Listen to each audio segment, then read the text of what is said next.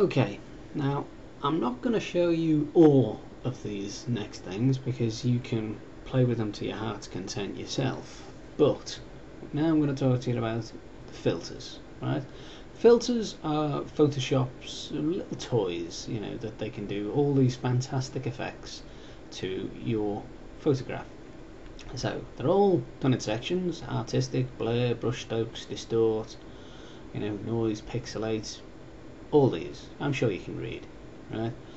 Now, they do a range of things, right? So for instance, and they think of them as special effects for your photographs. That's the best way to do it. So distort, for instance, you know, if I wanted to make this picture look like it was reflected in water, I could go to Ocean Ripple, click on there, and then this palette opens up and you can see that the page is rippled, right?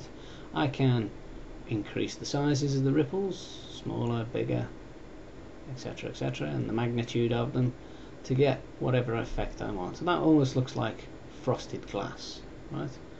I can OK that, and then that selection would be applied to my image. Now, filter gallery under the filter one is a way of going straight to this palette for you to choose the effects that you want to play with. So for instance, if I go to artistic and click on color pencil, that's the color pencil effect that it's given me, right? So it's making it look like it's done in color pencils, right? Not a bad effect, you know, you get the idea, right? Now we've got all these effects. It gives you a little thumbnail showing you what they do. You can't apply two at once in this, right?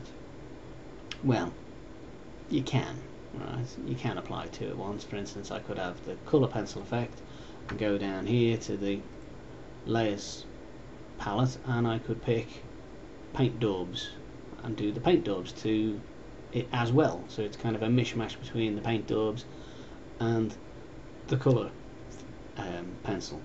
But I wouldn't really recommend that. You want to really do one thing at a time if you really do want to apply two filters over each other, which I'd say there's never generally a need, right? So I'll cancel that. Now going back to the filters, not everything, right, within these filter galleries are within these filter selections are within the filter gallery. So don't just always rely on the filter gallery. Actually look through some of these, because some of these don't exist elsewhere and you can only find them through here. So for instance, render, you know, if you wanted a lens flare effect, you know, say for instance, you know, if I put this lens flare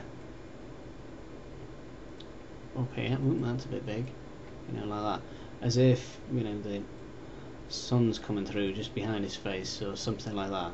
Yeah, so that gives you that. Now you won't find that in the filter gallery, right? Let me undo that. Another thing is liquify. You only get the liquify features through this option, and again, I'm not going to show you what this does. You know, you can play with the tools yourself to find out, but there's things like, you know, if I click here, it creates this swirl pattern. You can see that swirl in there, and the only time I generally use this is if I'm doing like a fire effect or something like that, or you're creating artwork from scratch. But again, you can play with liquify yourselves. And that really is it for the filter galleries. Go on in, have a look, see what they do. Alright, some are useful, some not so.